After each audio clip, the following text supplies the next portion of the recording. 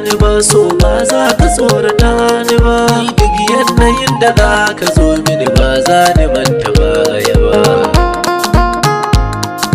Ba za ka tsorata ni ba so. Ni tun kurciya nake neman ilimi kan ka sau ban ado. Ka sani gashi na san ka da kwakam sirrikan ka na gano.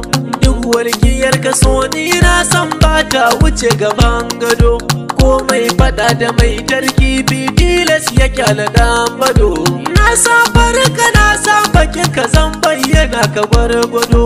Dan kar ka firgita min abokai yau zani kai ka fili.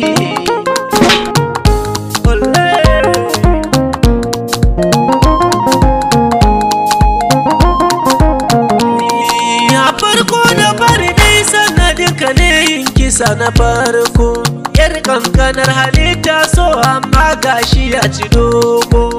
Kai ne sila amarya ta rusa kan kishiyar ta bango. Kana canja yanayi na san ka cikin tafiyar agogo. Ni abun tausayi nake kallon gwauro na gashi shago. So ne bai karatu yake biya ta yi na cin sali.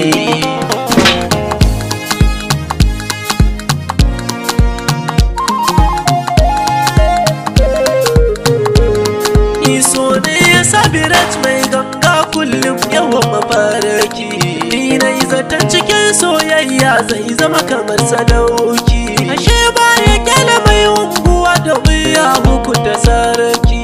Gumbar wuta filin yaƙi ya firgitar da wanki. Soke mayar da mai gata bawa babu mai mataki. So ne dare cikin labari mai juya kan budurwa.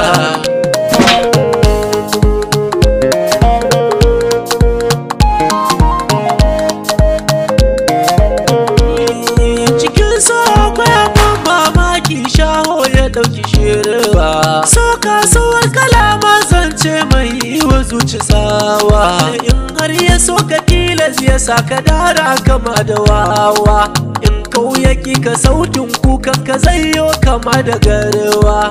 Bai tausaya wa kurma bare maraya da bai da kowa. Shi baya gani bare ma ya gane mai san a tallafa mai.